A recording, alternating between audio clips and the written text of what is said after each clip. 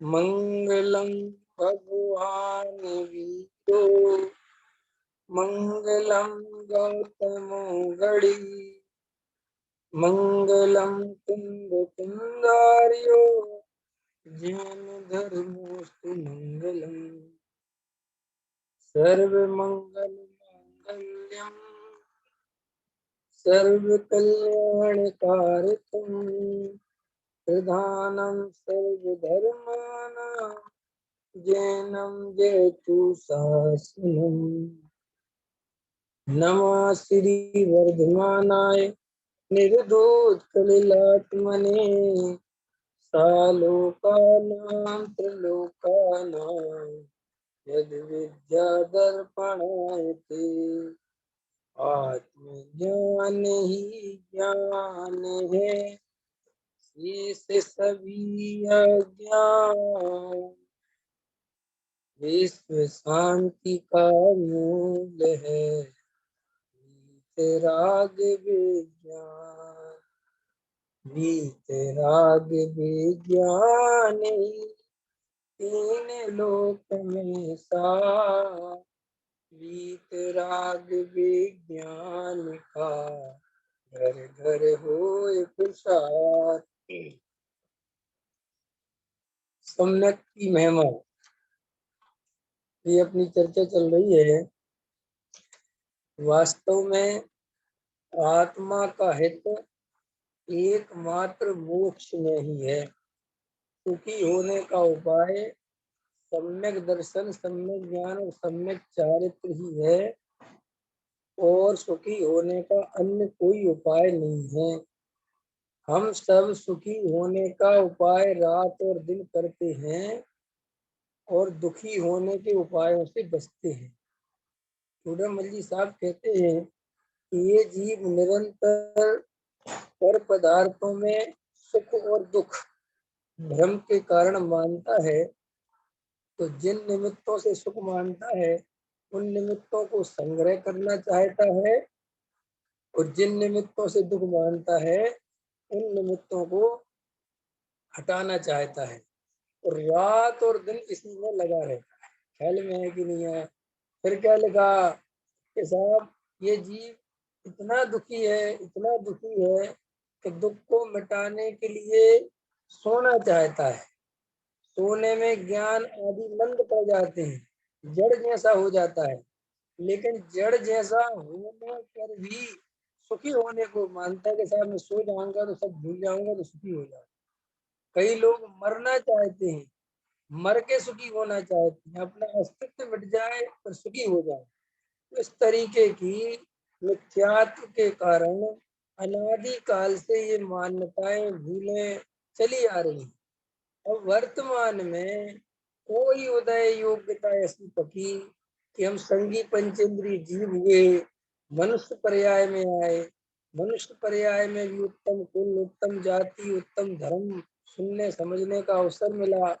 यहाँ पर भी वस्तु स्वरूप, जो सच्चा वस्तु स्वरूप है, जो सर्वज्ञ देव के द्वारा कहा गया है, उसको सुनने का अवसर मिला।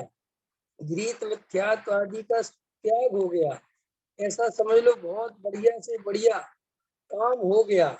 फिर भी श्री गुरु कहते हैं कि जब तक मिथ्यात्व का नाश नहीं होता, अघृत मिथ्यात्व का नाश नहीं होता, तब तक जीव सुखी नहीं हो सकता।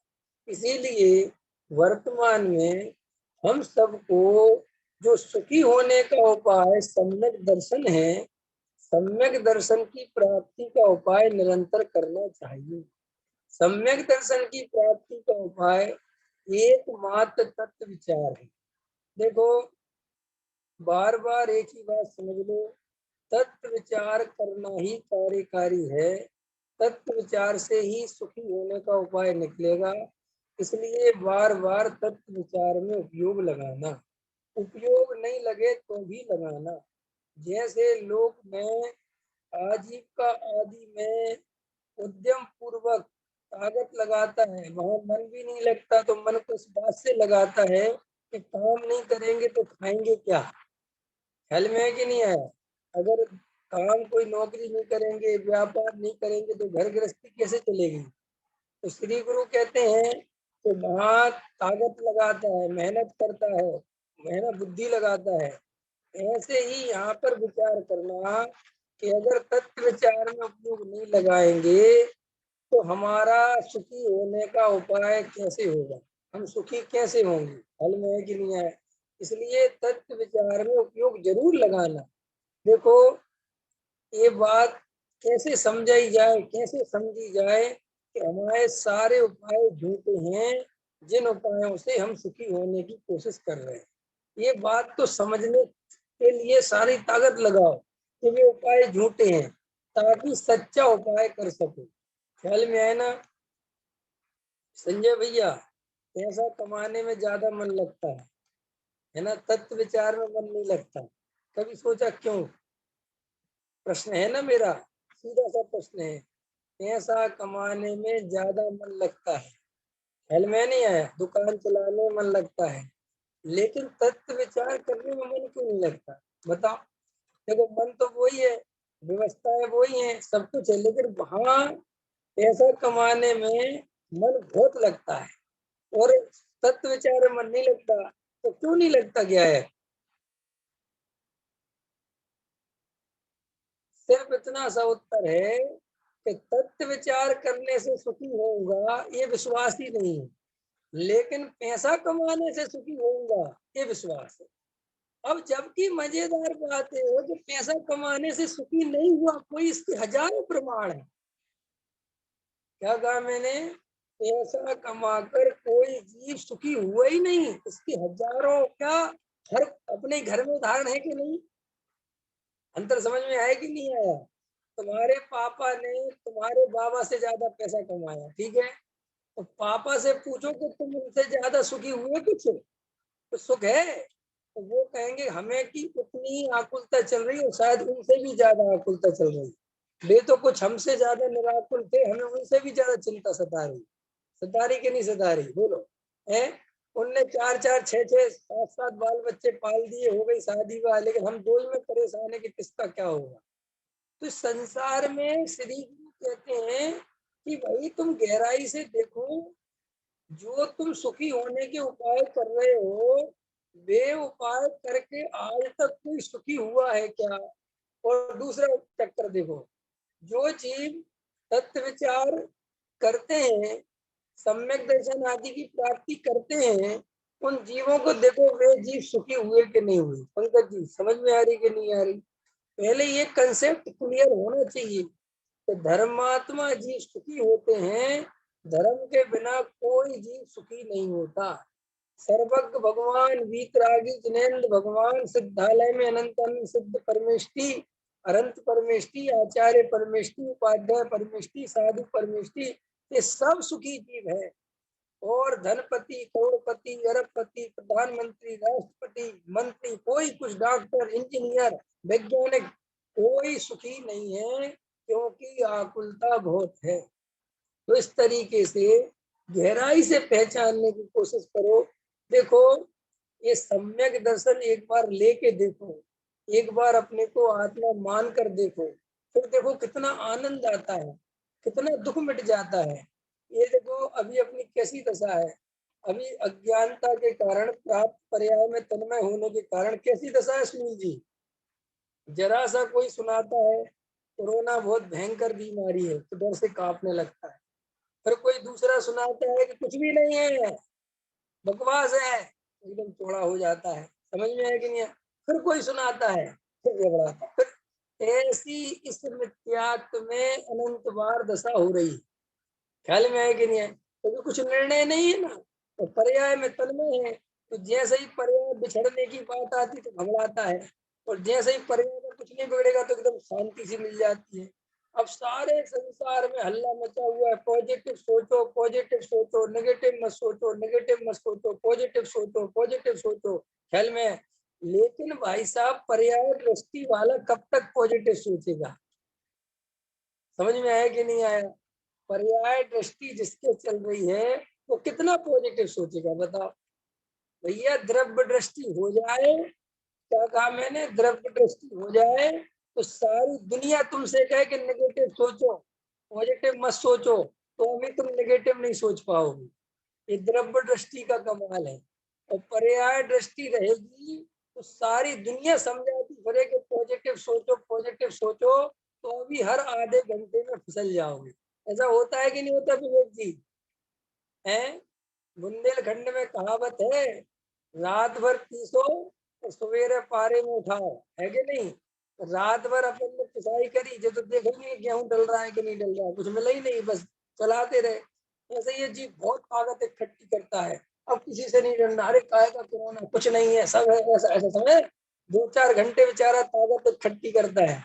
और फिर एक सरसरी आती है तो 4 आदमी कोरोना से मर गए, फिर घबराता है, अरे भाई बहुत खतरनाक, अरे भाई मैं क्या करूं। तो श्री गुरु कहते हैं, इस संसार की ऐसी ही अवस्था जानना, इस संसारी मोही प्राणी की ऐसी ही दशा जानना। कभी भ्रम से अपने को सुखी मान लेता है, फिर अपने को दुखी मान लेता है, फिर सुखी होने के उपाय करता है, फिर कभी रोता है, कभी हंसता है, कभी अपने को बड़ा मानता है, कभी अपने को छोटा मानता है, कभी कहता है मैं बड़ा हूँ बाजार छोटा है, कभी कहता है अरे दुनिया बहुत बड़ी है मैं बहुत छोटा हूँ। इस पागलपन की सीमा का अंत नहीं है। अंतर समझ में आया? इसीलिए सारे संसार में जितनी पॉजिटिव एनर्जी की बातें चल रही हैं, श्री गुरु कहते हैं कि तुम रात को 1 घंटे जिस सम्यक दर्शन की चर्चा सुनते हो ना, अगर वो सम्यक दर्शन ले लो, अपने को आत्मा मान लो, अपने को शरीर मानना छोड़ दो, पर्याय दृष्टि छोड़ दो, द्रव्य की दृष्टि कर लो, अपने को त्रिकाली ध्रुव स्वीकार कर लो, तो भाई साहब तुमसे ज्यादा पॉजिटिव एनर्जी वाला आदमी खोजना दुनिया में मुश्किल है। इतनी पॉजिटिव एनर्जी होगी तुम्हारे पास, तुम्हें डर ही नहीं लगेगा।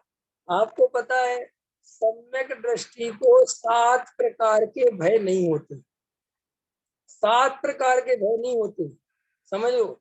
यहलोक का भय नहीं होता, परलोक का भय नहीं होता, मरण का भय नहीं होता, रक्षा का भय नहीं होता, अकस्मात भय नहीं होता, वेदना का भय नहीं होता, समझ में? ये सारे भय जिसके नहीं है, सोचो बात, वो कितनी पॉजिटिव एनर्जी लेके बैठा हुआ है, कितना अंदर आनंद में रहता होगा। भाई रुपये पैसे मकान दुकान की बात तो दूसरे नंबर पर है, पहले नंबर पर सोचो जिसको अजर अमर तत्व की निर्णय हो गया, और मैं कभी मरने वाला नहीं हूँ, ये पर्याय में हूं ही नहीं, ये शरीर में हूं नहीं, मैं तो जानने देखने वाला गायब तत्व हूँ। ये जिस जीव को श्रद्धा है, उस जीव के आप आनंद की कल्पना तो करो। आप सोचो उस जीव के बारे में कितना आनंद में रहता होगा। उसे कोई कहता होगा बहुत बीमार, ठीक है ठीक है ठीक है, सब ठीक है, क्यों? अंतरंग में मैं अनादि अनंत नित्य एक शुद्ध ज्ञान स्वभावी जीव तत्व हूँ। मेरा कभी जन्म नहीं होता, मेरा कभी मरण नहीं होता, मेरे में कोई रोग नहीं होता, मेरा कोई अच्छा बुरा नहीं होता, मैं सदा काल एक रूप शुद्ध ही रहता हूँ। ऐसा निर्णय होना ये कोई गप नहीं है, ये भाई साहब मजाक नहीं है, ये अमृत है। ये कुंद कुंद देव का, सर्वज्ञ देव का अमृत है। ये अमृत चंद आचार्य देव ने हमें अमृत दिया है कि तुम सदा काल शुद्ध ज्ञान स्वभावी जीव तत्व हो, तुम्हारा कुछ नहीं बिगड़ता। देखो, ना जाने कितनी जन्म मरण हो चुकी। टोडरमल साहब ने लिखा, कमाल लिखा। टोडरमल साहब कहते हैं, जब वो टोडरमल साहब से प्रश्न करता है शिष्य कि हमारा तत्व विचार करने में उपयोग नहीं लगता, हम क्या करें? क्या कहते हैं? टोडरमल से प्रश्न किया, तत्व विचार करने में हमारा उपयोग नहीं लगता, हम क्या करें? कर्म का ही दोष है। तो टोडरमल जी ने पता क्या लिखा? 1 इंद्री, 2 इंद्री, 3 इंद्री, 4 इंद्री, असंगी पंचेंद्री, ऐसी बात कहे तो समझ में आती है। तू तो संगी पंचेंद्री हुआ है, और संगी पंचेंद्रिय मतलब सम्यक दर्शन प्राप्ति करने की परिपूर्णता लेके पैदा हुआ है, और तू तत्व विचार कर सके ऐसी तेरी बुद्धि हुई है कल में। इसीलिए तू लौकिक कार्यों में अपनी हित की बुद्धि को करता है ना, लगाता है रात और दिन, ये करना ये नहीं करना, ये करना ये नहीं करना, इससे फायदा होगा इससे नुकसान होगा, और तत्व विचार में उपयोग नहीं लगाता। तो ये कोई कर्म का दोष नहीं है, तेरा ही दोष है। ख्याल में है ना? ये कोई कर्म पे मत डाल। फिर लिखा टोटल मल्ली साहब ने कि खुद तो महंत बना रहना चाहता है और अपना दोष किस पे डालता है कि कर्म बेचारे, कर्म कर्म कर्म, हमारी तो कोई गलती नहीं है।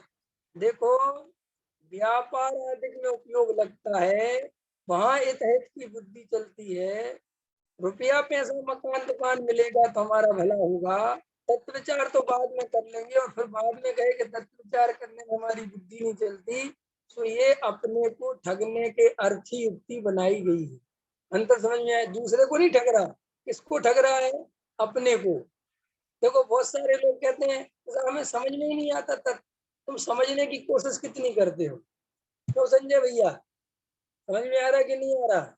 मोक्ष मार्ग प्रकाशक का स्वाध्याय करते हो? हैं? नहीं करते ना? क्यों करेंगे? क्या क्या जरूरत है? कर लेंगे बाद में। तो ठीक है, अब जितना समझ में आता समझ लेते हैं। श्री गुरु कहते हैं कि व्यापार आदि में ऐसा क्यों नहीं सोचता? वहां पर तो सारी मेहनत करता है, क्योंकि वहां सुखी हो जाऊंगा ऐसी दिमाग चलता है। अंतर समझ में वैसी मान्यता है। और स्वाध्याय आदि करेंगे, शास्त्र को पढ़ेंगे, समझा रहे? ठीक है, अब हमारी तो ज्यादा बुद्धि नहीं है। ये श्री ओडामल्ली साहब डांट पिलाते हैं।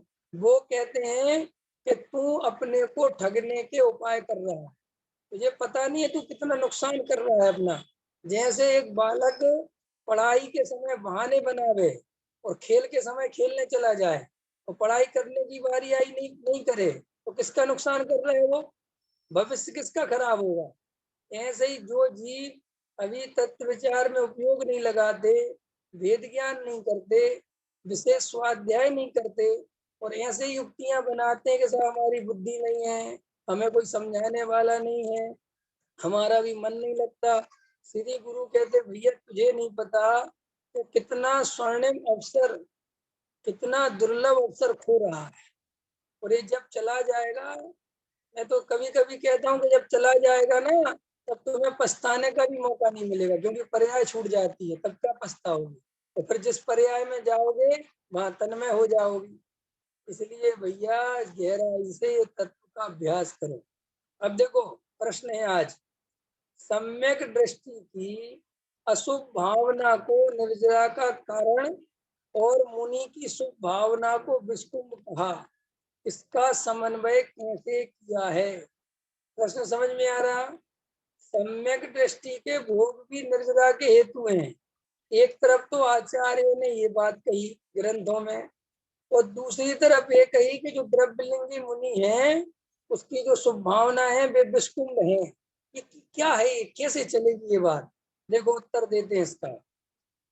जहाँ सम्यक दृष्टि के भोग को निर्जरा का कारण कहा है, वहां कहने का तात्पर्य यह नहीं है कि भोग अच्छे हैं, किंतु वहां दृष्टि की महिमा बताई है। अबंध स्वभाव की दृष्टि का बल बंध को स्वीकार नहीं करता, उसकी महिमा बताई गई है।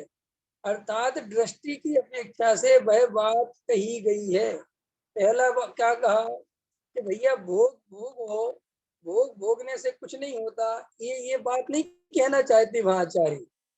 आचार्य वहां ये कहना चाहते हैं कि सम्यक दृष्टि की जो दृष्टि है उसकी इतनी ताकत है, इतनी ताकत है कि वहां भोग के काल में भी उसे अनंत संसार का बंध नहीं होता।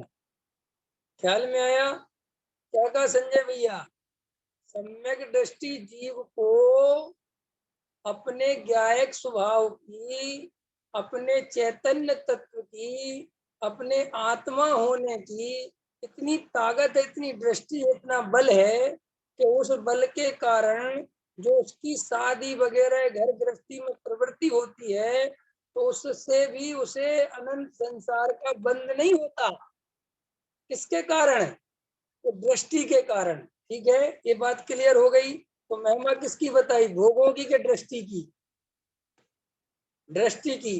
अब कोई जीव दृष्टि तो करे नहीं और भोग भोगने चला जाए तो क्या होगा? नहीं समझ में आया?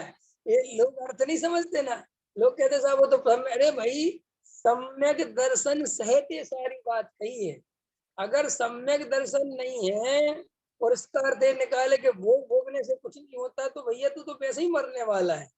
जैसे वहां उदाहरण दिया आचार्यों ने कि जो वेद विष का भक्षण कर रहा है और वो नहीं मर रहा है, ऐसा कोई अन्य पुरुष उसको देखकर उस विष का भक्षण कर ले कि जब ये वेद नहीं मरा तो मैं क्यों मरूंगा, तो क्या होगा कि निश्चित ही उस पुरुष का मरण हो जाएगा।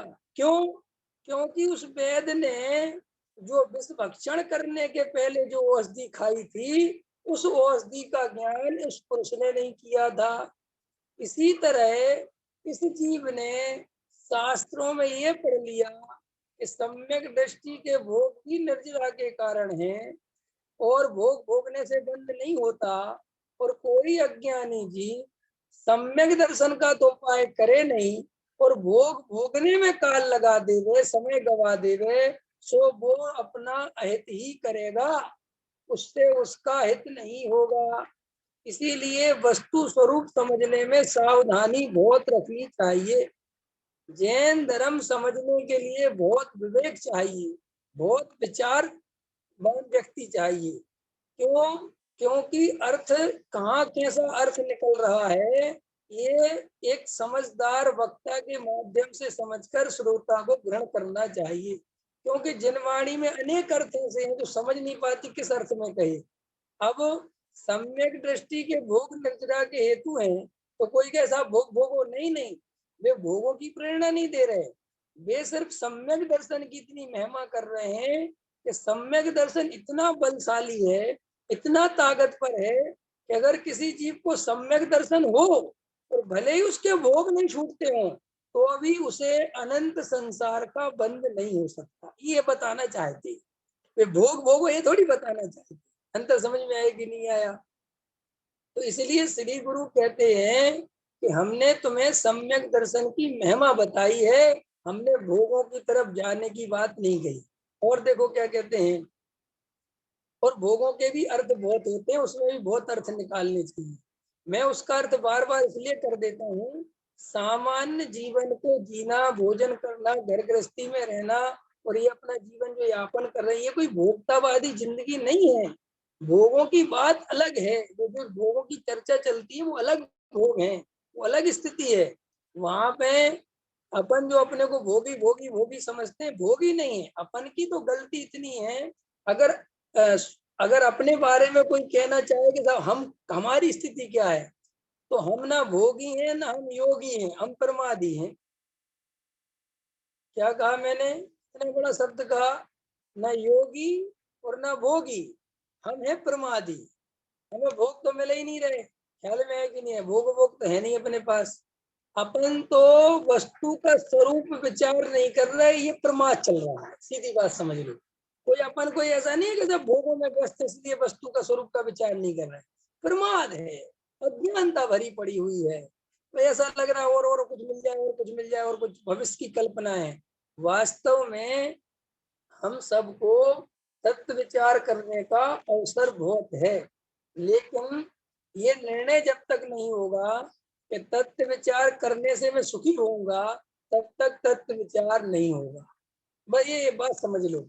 अगर आज तुम्हें ये जम जाए अभी बात, अभी जैसे एक बात बताओ प्रवीण जी, प्रवीण जी एक बात बताओ, आजकल सारे के सारे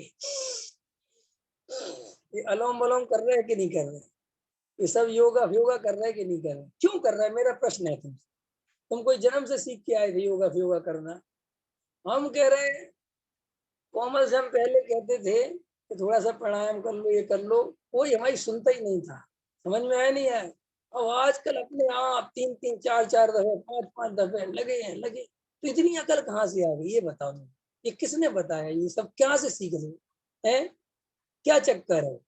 कोई चक्कर नहीं है, सिर्फ इतनी सी बात समझ में आ गई कि प्राणायाम करेंगे तो कोरोना से बच, और कोरोना बहुत खतरनाक है। भाई इतनी बात है ना, इतनी सी बात है ना। तो देखो इसका मतलब बुद्धि तो पूरी है, ये तहत की बुद्धि हुई कि नहीं हुई? ये बात पकड़ में आई ना, समझ में आई ना? इस श्री गुरु कहते इस जीव को अगर मान के चलो, कई कोई अभी ऐसा मिल जाए वो कहे जो जीव तत्व विचार करेगा उसे कोरोना नहीं होगा, ऐसा मान के चलो कोई आ जाए, तो क्या करोगे अभी? सब के सब तत्व विचार करने लगेंगे। अभी कोई कह दे ओम ह्रीम हरम असिया उषा सर्व शांतिम कुरु कुरु सोहा, इसकी जाप करेगा जो व्यक्ति रात को 12 बजे, उसको 100% कोरोना नहीं हो सकता, क्योंकि रात के 12 बजे इतनी शक्तियां ब्रह्मांड से निकलती हैं और वो इस मंत्र के द्वारा एकत्रित होती हैं रात को 12 बजे, और वो मंत्र को पढ़ने से वे शक्तियां अपने ऊपर आती हैं और अपने में इतनी एंटीबायोटिक पावर छोड़ के जाती है कि फिर कोई बीमारी अपन को नहीं हो सकती। बोलो रात को 12 बजे सर्व शांतिम कुरु कुरु सुहा होने लगेगा कि नहीं होने लगेगा? कैसे होने लगा? और मैं तो रात के 12 बजे कह रहा हूँ, हालांकि मेरे ज्ञान में पूरा क्लियर है तो रात के 12 बजे कोई शक्तियां नहीं आती, 3:30 बजे रात को आती। 3:30 बजे का मुझे पता है, और कई बार मैंने उन शक्तियों को देखा है और जागृत किया है, और इसलिए सब होता है। हाँ बात तो ठीक हो गई। अभी 10 प्रश्न आ जाएंगे, पंडित सही कह रहे थे कि आप हमें बता दो यार, ऐसा होता तो नहीं है? इतनी जिज्ञासा क्यों हो जाती है? इस आत्मा को जानने की जिज्ञासा क्यों नहीं होती? ये लक्षण है इस शरीर में तन्मय होने का, इसको कहते हैं प्राप्त पर्याय में तन्मय। ये शरीर को बचाना चाहता है, इस शरीर को स्वस्थ रखना चाहता है, इस शरीर में कोई बीमारी नहीं हो जाए, क्योंकि ये शरीर ही मैं हूँ। ये समझे कैसे एकत्र, समझ गए कैसे एकत्र चलता है? ये शरीर स्वस्थ रहेगा तो मैं स्वस्थ रहूंगा, ये शरीर बढ़िया रहेगा तो मैं बढ़िया रहूंगा। शरीर सब कुछ है, अंतर समझ में है? इसलिए शरीर के संबंध में जब भी कोई रोग इत्यादि आते हैं और उनके उपाय जो बताए जाते हैं, उनको बहुत ध्यान से सुनता है, समझता है, और जैसे जैसे करने को कहते हैं वैसा वैसा करता है। करता है कि नहीं करता है? बोलो। लेकिन धर्म की जब चर्चा आती है, जब आत्मा की चर्चा आती है, तो दसियों बार नहीं, सालों साल सुनता है तो भी उतने ध्यान से नहीं सुनता, और सुनने के बाद उसको अप्लाई नहीं करता। क्यों? क्योंकि अपने को आत्मा नहीं जानता, ऐसा नहीं मानता कि मैं आत्मा हूँ और मेरा हित तो आत्मा से ही होने वाला है, मेरा हित शरीर संयोगों से होने वाला नहीं है। इसलिए इनके बारे में इतना उपयोग लगाना ये कोई कार्यकारी नहीं है। अरे भाई सीधी सी बात बताओ, अपन दवाई कराने डॉक्टर के पास जाते हैं और टेबल पे समझ लो ऐसे नंबर लगते हैं, अपने पहले एक मरीज बैठा हुआ है और उस मरीज का नंबर आ गया डॉक्टर के पास, और डॉक्टर उसको उपाय बता रहा है उसके रोग का, तो हम कोई ध्यान नहीं देते, क्योंकि वो रोग हमारे में है ही नहीं, हमें क्या लेना देना, हमारा कोई समझ में आ रही कि नहीं आ रही? तो देखो वहां पर ये रोग मेरे में नहीं है तो वहां अपने आप ही मन नहीं लगता ना, ध्यान नहीं देता। और जो रोग अपने में है और उस वो रोग का निश्चित हो कि ये रोग मेरे ही में है और उसका उपाय बताया जाए तो कितने ध्यान से सुनता है। श्री गुरु कह रहे हैं ये अपने को आत्मा ना जानता है, ना मानता है, ना अनुभवता है। अपने को शरीर जानता है, शरीर मानता है और शरीर अनुभव करता है। इसलिए इस जीव की सारी चेष्टाएं इस शरीर को ही हष्ट पुष्ट स्वस्थ रखने की चलती रहती हैं। फिर इस शरीर को हष्ट पुष्ट रखने के लिए और जो बाहरी उपाय हैं उन उपायों पर नजर बनी रहती है। फिर इस शरीर में ही विषय भोग संबंधी प्रक्रियाओं को सोचता है तो किसा इसी से सुख मिलेगा, उन विषय भोग सामग्री को इकट्ठा करता रहता है। लेकिन मैं आत्मा हूँ और ये शरीर संयोग आदि से भिन्न हूँ और ये पर द्रव्य मेरे में नहीं है, शरीर संयोग मेरा स्वरूप नहीं है, मैं तो जानने देखने वाला ज्ञान स्वभावी जीव तत्व हूँ और मेरी सत्ता तो इससे भिन्न है। अगर ऐसा निर्णय बने तो 100% इसका मोह गलित हो जाए, मोह टूट जाए वहां से। तो प्रश्न समझ में आया कि भैया हमारा मन तत्व विचार में क्यों नहीं लगता? क्लियर हुई ये बात? समझ में आई कि नहीं आई? गायक समझ में आ रही कि नहीं आ रही है? तुम्हारा मन नहीं लगता ना अभी? है क्या बात करती भैया, सबके सामने बोलते हो आप ऐसा? ठीक है भैया अकेले में बोल देंगे। यही तो सब, ये जीव को ऐसा समझ नहीं आता, अरे रे रे रे, मेरा मिथ्या दर्शन, मिथ्या ज्ञान और मिथ्याचारित कितना बड़ा रोग है, इससे कितनी तकलीफ होने वाली है। कोरोना हो जाएगा तो कितनी तकलीफ होगी, ये बात 1 साल में समझ में आ गई। और उनको भी समझ में आ गई जिनको भी कोरोना नहीं हुआ है। कमाल है कि नहीं? दूसरों का देख देख के समझ में आ गया। लेकिन ये मिथ्या दर्शन, मिथ्या ज्ञान और मिथ्याचार से कितनी तकलीफ होगी, जन्मों जन्मों की तकलीफ चलेगी, ना जाने कब से चली आ रही है और कितने काल चलेगी। और मिथ्या दृष्टि जीव की क्या क्या दशा होती है, श्री गुरु कहते हैं ये आश्चर्य का विषय है। ख्याल में है कि नहीं आया? सबकी फोटो क्यों चली गई? आवाज आ रही मेरी? क्या बात?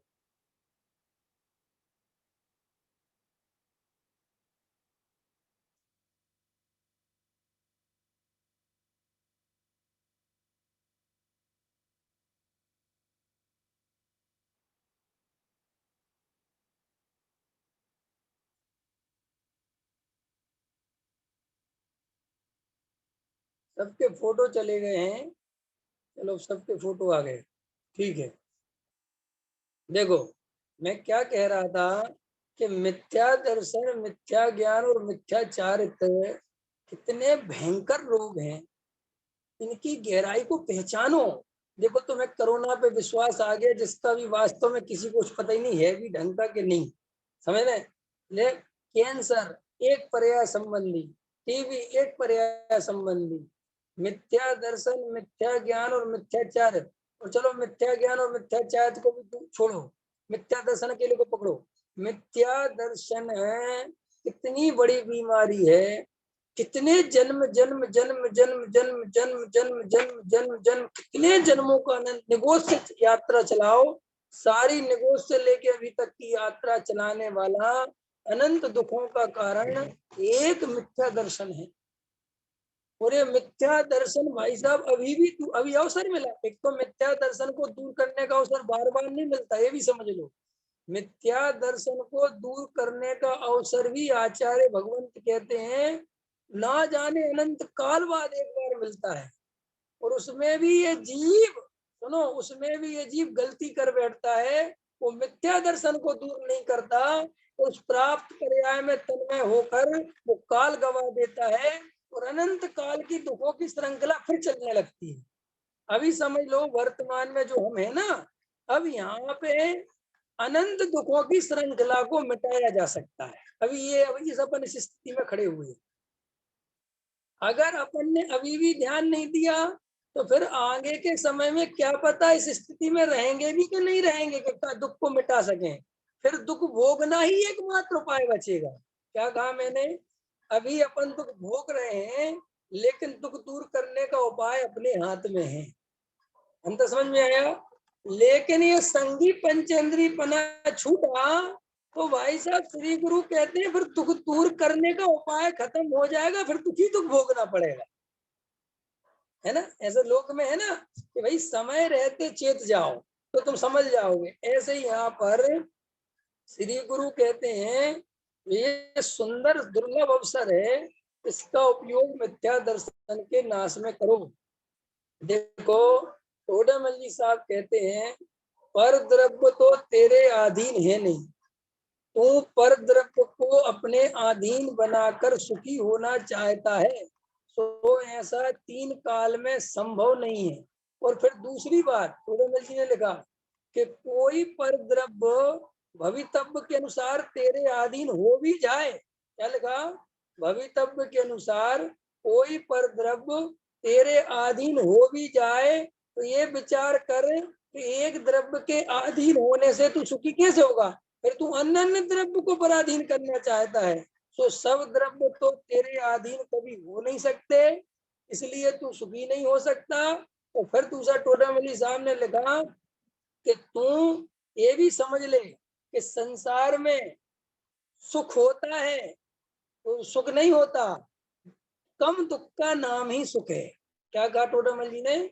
संसार में कैसी स्थिति है कि थोड़ा कम दुख होने को ही संसारी जीव सुख कहते हैं।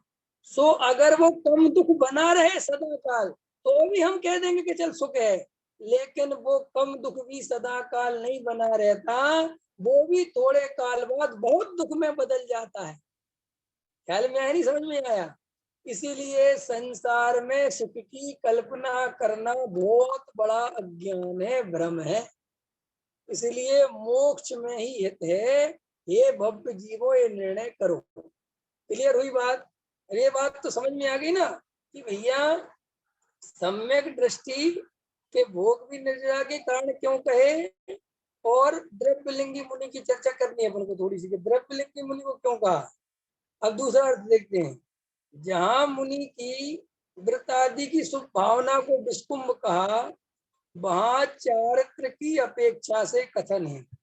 वहां कहा है कि हे मुनि, तूने शुद्धात्म चारित्र अंगीकार किया है, परम केवल ज्ञान की उत्कृष्ट साधक दशा प्राप्त की है, और अब जो व्रतादि की वृत्ति उत्पन्न होती है वह तेरे शुद्धात्म चारित्र को और केवल ज्ञान को रोकने वाली है, इसलिए वह विस्कुंभ है। मुनिराज को अगर शुभ भाव आते रहे तो बताओ विवेक जी, मुनिराज को केवल ज्ञान कब हो जाएगा? तो इसका मतलब मुनिराज को शुभ भाव आना माने केवल ज्ञान का रुकना है। ख्याल में आया नहीं? तो समझ आया? तो भैया मुनिराज को शुभ भाव विस्कुंभ के समान दिखते हैं क्योंकि वे उनके केवल ज्ञान को रोकते हैं। क्या कह रहा हूं मैं? अब इसमें और अर्थ निकालो कि मुनिराज को कल लिया था मैंने कि वो संजुलन कसाय इतनी दुखरूप लग रही है और हमें अनंतानुबंधी दुखरूप नहीं लग रही है ना। कई कमाल की बात। वे कह रहे हैं कि हमें शास्त्र लिखने में तकलीफ महसूस होती है, हमें जिनेंद्र भगवान की दर्शन करने में तकलीफ महसूस होती है। क्या कह रहा हूँ मैं, समझ रहे हो? वो कह रहे हैं साहब हमारे लिए जो है ना ये 28 मूल गुण पालने में तकलीफ लगती है, साहब विकल्प होते हैं, और तुझे घर गृहस्थी अनंतानुबंधी कसा इन सब में भी दुख नहीं लगता, इसी का नाम मिथ्या दर्शन है। इसी का नाम मिथ्या दर्शन है। गहराई से विचार करो भैया, क्या स्थिति बनी हुई है। मुनिराज को संजुलन के भाव दुखरूप लग रहे हैं और मुझे अनंत आकुलता के भाव भी दुखरूप नहीं लग रहे हैं। अभी भी इस उम्र में भी आके ऐसी बुद्धि चल रही है कि और बढ़िया विषय भोग मिल जाए तो सुखी हो जाऊंगा, और पैसा मिल जाए तो सुखी हो जाऊंगा, और संपत्ति बढ़ जाए तो सुखी हो जाऊंगा। ये मिथ्या दर्शन की ही महिमा जानो। ख्याल में है कि नहीं आया? इतना सब कुछ देख कर भी आंखन के होत भय अंधे बने हैं और माया के दलदल में ऐसे फंसे हैं, जरा सोचो तो, विचार तो करो। श्री गुरु कहते हैं कि तुम्हें हम क्या समझाना चाहते हैं। देखो टोडामल जी साहब ने इतना बढ़िया ये सब वर्णन किया है। वहां पर टोडामल जी साहब ने लिखा कि देखो भाई, व्रत आदि लेना, संयम आदि लेना अच्छी बात है, लेकिन जैसे किसी को ज्वर हो, बीमारी हो, और वो व्यंजन, वो क्या कहते हैं, मतलब विटामिन ज्यादा हैवी भोजन है ना, ज्यादा गरिष्ठ भोजन करे तो वो पचा नहीं सकता। जबकि अच्छा बढ़िया गरिष्ठ भोजन करना कोई दुखदाई नहीं, वो तो बढ़िया शरीर को पुष्ट करता है, लेकिन उसको पचाने की क्षमता चाहिए। ऐसे ही टोडामल जी साहब ने लिखा वहां कि ऐसे ही मुनि व्रत अंगीकार करना कोई बुरी बात नहीं है, लेकिन मुनि व्रत अंगीकार करने की सामर्थ्य पहले चाहिए, कसाय का अभाव पहले चाहिए। अगर कसाय के सद्भाव में तू उन्हें अंगीकार करेगा तो वहां तू अन्यथा प्रवृत्ति करेगा। इसलिए तू पहले तत्व विचार से सम्यक दर्शन आदि की प्राप्ति कर। ख्याल में आया कि नहीं आया? तो देखो श्री गुरु कहते हैं सम्यक दर्शन के बिना कुछ नहीं होता और सम्यक दर्शन के बिना कुछ नहीं होता। अंदर समझ में आया कि नहीं आया? सम्यक दर्शन ही सब कुछ है।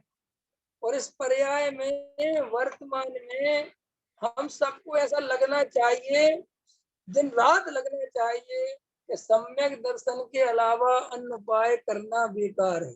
बार बार चित्त में बात उठनी चाहिए कि भैया मुझे तो तत्व विचार करना है, मुझे तो तत्व विचार करना है। मैं शरीर नहीं, संयोगों में सुख नहीं, पर द्रव्य में सुख नहीं, चाहे सारा जगत मेरे अनुसार परिणमन हो जाए, ये सुखी होने का उपाय नहीं। मैं तो आत्मा हूँ, ये शरीर आदि में नहीं हूँ। मैं जानने देखने के अलावा कुछ नहीं करता। ये समझ लो, बार बार बार बार अंदर ही अंदर गूंजनी चाहिए बात। तुम्हें बात दूसरे से कर रहे हो और अंदर विचार चलना चाहिए कि मैं शरीर संयोग वाला नहीं हूँ, मैं कसाय मन वाला नहीं हूँ, मैं इससे न्यारा हूँ और सुखी होने का यही उपाय सच्चा है। तो ये अवस्था जिस जीव की बनेगी, उस जीव का 100%, टोडरमल जी कहते हैं कि निश्चित ही ऐसे जीव का भवितव्य पक चुका है, समय आ गया है, काल लब्धि आ गई है, वो थोड़े ही काल में सम्यक दर्शन लेगा। लोगे कि नहीं लोगे प्रमोद जी? तत्व विचार चलता है कि नहीं चलता? तत्व विचार करो, तत्व विचार करो। कोरोना से बचना हो तो तत्व विचार करो। ख्याल में आया कि नहीं आया? कोरोना से बचने का अभी अभी हेडिंग डाल दो तुम, कोरोना से बचने का जबरदस्त उपाय। तो 50 लोग फटाफट देखेंगे खोल की, क्या उपाय है, क्या उपाय है, क्या उपाय है। लेकिन अभी हेडिंग डालो, सम्यक दर्शन का सच्चा उपाय। कोई है, ठीक है ठीक है, इस चीज को पता ही नहीं है करे क्या बेचारा। इसको सम्यक दर्शन के उपाय में रस नहीं है और सब उपायों में रस है। जबकि सम्यक दर्शन एक ऐसा उपाय है कि उसको जो जीव कर ले तो बाकी के उपाय करने ही ना पड़े। कमाल है कि नहीं? बोलो। है? देखो, हम तुमसे कहें कि एक चिंतामणि रतन मिल रहा है ना, पारसमणि चिंतामणि जो भी कहो, कि साहब वो कैसा रतन है कि वो ऐसा रतन है कि उससे जब जो मांगो उसी समय मिल जाता है। और इतना छोटा सा रतन है, इतना सा है। अच्छा बोलोगे तो बताओ क्या है? एक तो चिंतामणि रतन एक तरफ, और एक तरफ 1 अरब रुपया है, 10 महल है, समझ में है ना, 10 किलो सोना है, 1000 टन चांदी है। बोलो क्या लोग इन दोनों में से? हैं? एक नंबर का लेंगे साहब। इतना सारा नहीं चाहिए, तो सारे का करना क्या है ना, कि जब एक से ही सारे प्रयोजन की सिद्धि हो जाएगी तो हमें क्या लेना देना हो 10 किलो सोने से, 10 किलो चांदी से। ऐसे श्री गुरु कहते हैं कि सम्यक दर्शन माने सब उपायों का बाप। एक उपाय कर लो तो तुम इतने सुखी हो जाओगे कि अन्य उपायों की कोई तुम्हें आवश्यकता महसूस ही नहीं होगी। पंकज जी समझ में आ रहा है कि नहीं आ रहा है? इतनी महिमा कर रहे सम्यक दर्शन की आचार्य। ये अपन नहीं, आचार्य कह रहे हैं, जो खुद 6वें 7वें गुण। मैं कभी कभी सोचता हूँ कि ज्ञानियों की करुणा तो देखो अपने ऊपर। खुद 6वें 7वें गुण स्थान में झूल रहे हैं, 7वें गुण स्थान में बार बार जा रहे हैं, तो वे 6वें 7वें गुण स्थान की महिमा नहीं कर रहे, वे सम्यक दर्शन की महिमा कर रहे। तो ये नहीं कह रहे अरे 6वें 7वें स्थान में जो मजा आता है उसकी तो बात ही अलग है। वे काय की महिमा कर रहे? सम्यक दर्शन की। कि क्यों कर रहे? वे कह रहे भैया सम्यक दर्शन के बिना 6वां 7वां होगा कैसे? अगर हम 6वें 7वें की महिमा करते भी रहेंगे तो इसका फायदा नहीं होगा ना, क्योंकि सम्यक दर्शन हुए बिना 6वें 7वें की कल्पना ही नहीं हो सकती। और आचार्य जानते हैं कि सम्यक दर्शन हो जाए तो 6वां 7वां हुए बिना रहेगा नहीं, आज नहीं तो कल होगा। कल में आए कि नहीं आया? तो ये सम्यक दर्शन की महिमा समझाते हैं। अब देखो, सम्यक दृष्टि के स्वभाव दृष्टि का जो बल है वह निर्जरा का कारण है। क्लास बंद तो नहीं करनी जल्दी है? क्लास जल्दी बंद तो नहीं करनी, चलने देना क्लास। अभी तो 10-5 हुए हैं, 10-5 मिनट और चलाने दे, क्या दिक्कत है? प्रवीण जी नींद तो नहीं आ रही तुम्हें? हैं? अरे अब तो लॉकडाउन है, नींद भी आए तो क्या चिंता करना है। देखो, सम्यक दृष्टि के स्वभाव दृष्टि का जो बल है, अब जिनको वो छोड़ना हो तो वो जा भी सकते हैं। सम्यक दृष्टि के स्वभाव दृष्टि का जो बल है वह निर्जरा का कारण है। निर्जरा तो इससे हो रही है, भोगों से निर्जरा नहीं हो रही है। सम्यक दृष्टि के स्वभाव दृष्टि का जो है, स्वभाव दृष्टि क्या है? क्या है स्वभाव दृष्टि? बताओ। स्वभाव दृष्टि माने क्या? पंकज जी, सिखा जी बताओ, स्वभाव दृष्टि माने क्या? स्वभाव दृष्टि माने मैं अनादि अनंत नित्य एक शुद्ध ज्ञान मात्र वस्तु हूं। ख्याल में आया कि नहीं आया? मैं अनादि अनंत, अनादि अनंत माने मैं आज का नहीं हूं, मेरा कभी नाश नहीं होने वाला, अनादि अनंत नित्य सदा काल रहने वाला एक। मैं दो होने वाला नहीं हूं, मैं तीन होने वाला नहीं हूं, मैं चार होने वाला नहीं हूं, मैं एक रूप रहने वाला हूं सदा।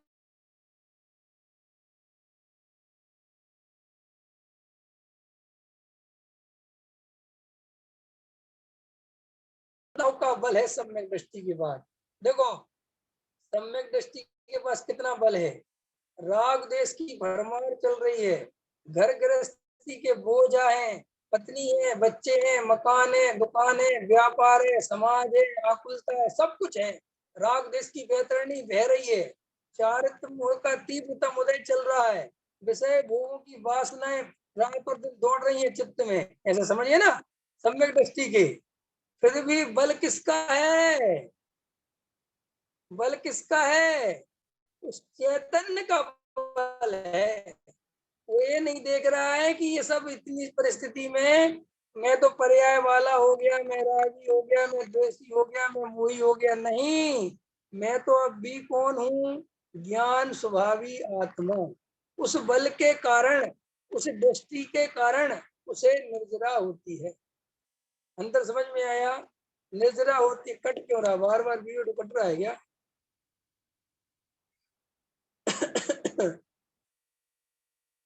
त्रिवेणी जी, बार बार वीडियो कट रहा है क्या?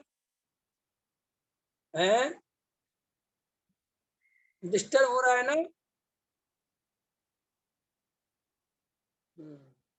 चलो कोई बात नहीं, अब कर लेंगे क्लास। तो स्वभाव की दृष्टि का बल, काय का बल? स्वभाव की दृष्टि का बल। इस स्वभाव की दृष्टि का बल हम सबको होना चाहिए। ठीक है, अभी का समय हो गया।